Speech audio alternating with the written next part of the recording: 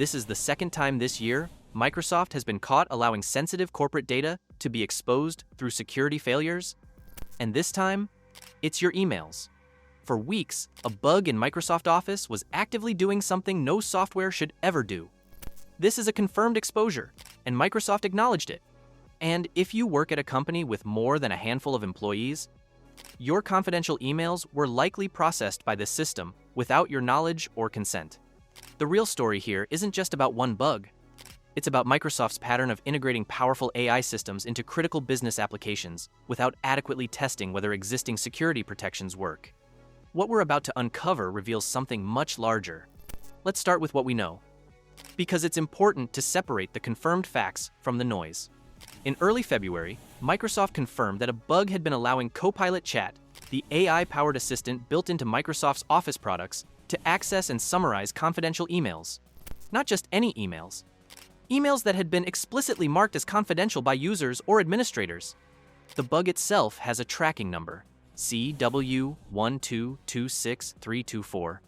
That matters because it means Microsoft's engineers have identified and cataloged it. For admins and security teams, that number is how they look for patches and understand the exact issue. Here's how the bug worked. When customers marked emails with a confidentiality label, something designed specifically to prevent sensitive information from being processed by AI systems, the labeling system was supposed to block Copilot Chat from accessing them. It didn't. The security measure failed. When Copilot Chat processed these emails, it didn't just silently store them somewhere, it was summarizing them, creating outlines of the content, processing them through an AI model. The information was moving through systems, being analyzed, and potentially retained. The vulnerability has existed since at least January. That's not the company speculating or estimating. Microsoft began rolling out fixes in February, but the fact that it took that long to catch, test, and deploy a fix means the exposure window was weeks, possibly longer if the bug existed before January and wasn't immediately discovered. One crucial detail Microsoft won't reveal is how many customers were affected. When asked directly, a Microsoft spokesperson refused to provide a number. They didn't say it was dozens of customers, or hundreds, or thousands. They simply didn't answer. That silence itself is significant, because if the number were small, to understand why this bug is serious, you need to understand what confidentiality labels are supposed to do. In corporate environments, data loss prevention is not optional. It's a legal and compliance requirement. Regulations like HIPAA for healthcare, GDPR in Europe, SOX for financial institutions, and others all mandate that sensitive information be protected. They require controls. One of those controls is labeling. When an email is marked confidential, it's not just a suggestion.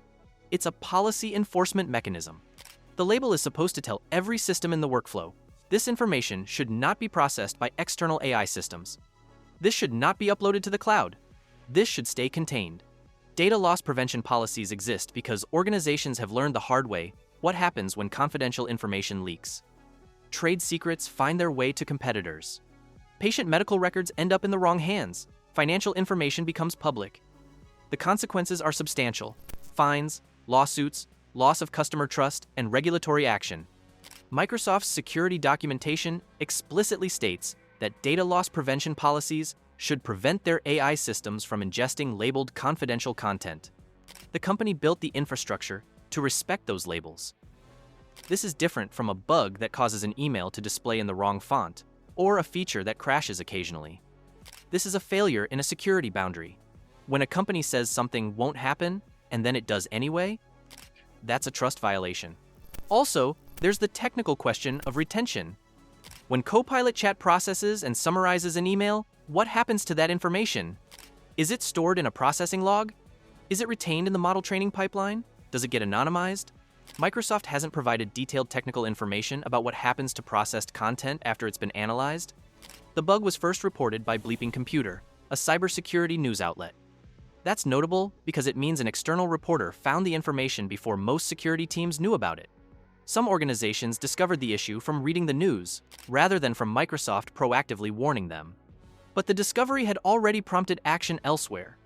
The European Parliament's IT department made a significant decision. They blocked Copilot features entirely on work-issued devices. That's not a small choice. The European Parliament is not known for hasty security decisions. They don't just turn features off based on rumors or minor concerns. Their stated reason was clear. They were concerned that AI tools could upload potentially confidential correspondence to the cloud.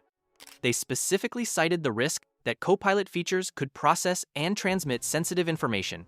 This matters because the European Parliament operates under strict data protection rules, including GDPR compliance.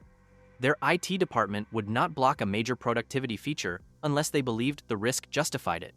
The fact that they did suggests the severity was real and immediate enough to warrant that kind of response. The fact that the bug was specifically about labeled confidential messages also means it wasn't a wholesale data exposure. If Copilot had access to all emails regardless of labeling, the impact would have been far broader. But that's cold comfort to organizations that did label their most sensitive messages and trusted the system to protect them. Microsoft's public response was acknowledgement and a fix. They confirmed the bug, they identified it with a tracking number, and they said they were rolling out patches. With this specific bug, Microsoft left critical gaps in their response. They did not provide a complete timeline. We know the bug was active in January. We don't know when it started or if it had been operating for longer. The company didn't volunteer that information, and no one has pushed hard enough to get it. From a legal perspective, Microsoft may have satisfied the minimum requirements, but from a security and trust perspective, this response was inadequate. When AI features are added to existing applications, they need to respect the existing security controls. They need to understand labels, permissions, and policies. They need to be designed with security constraints from the beginning, not bolted on afterward. This bug happened because someone, somewhere in the development process, didn't account for a security scenario. Maybe it was an oversight. Maybe it was a deadline pressure. Maybe it was a misunderstanding about how the labeling system worked. The specific cause will matter for Microsoft's internal review, but the effect matters for everyone using the product. The incident also highlights a broader question about AI processing of corporate data. When you send sensitive information through an AI system, even a cloud-based one operated by a trusted vendor, you're making a trust decision. You're deciding that the company's security controls and your own confidence in them outweigh the risks. This bug should prompt organizations to revisit those decisions.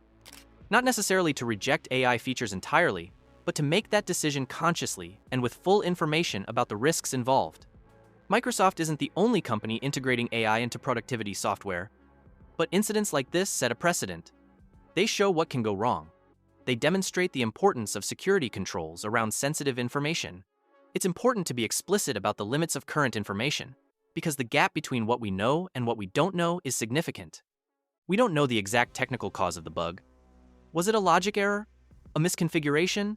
A misunderstanding in how the code was written? We know it happened, but not precisely why.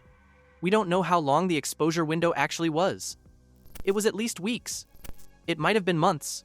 It could theoretically have been longer.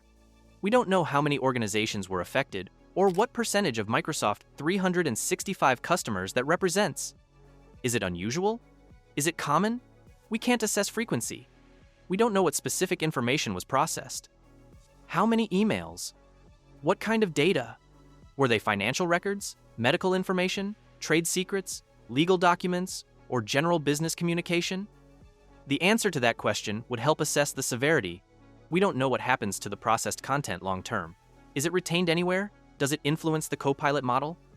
Can users request the deletion of their specific processed information? We don't know if this type of bug exists elsewhere in Microsoft's AI integrations.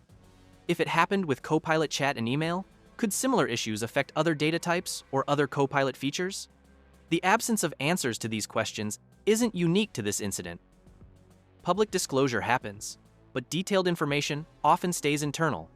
Here's what actually matters from this incident. 1. This is not an isolated event. This is part of a pattern where Microsoft integrates AI capabilities without comprehensively testing whether existing security controls still work. That pattern is repeating. 2. When caught, Microsoft's response is always the same: acknowledge minimally, patch the immediate issue, provide incomplete transparency, and move on. No comprehensive audit of other AI features for similar problems. No accountability. 3. Your organization cannot afford to be passive about this. If you use Microsoft 365 with sensitive information, you need to talk with your IT team right now.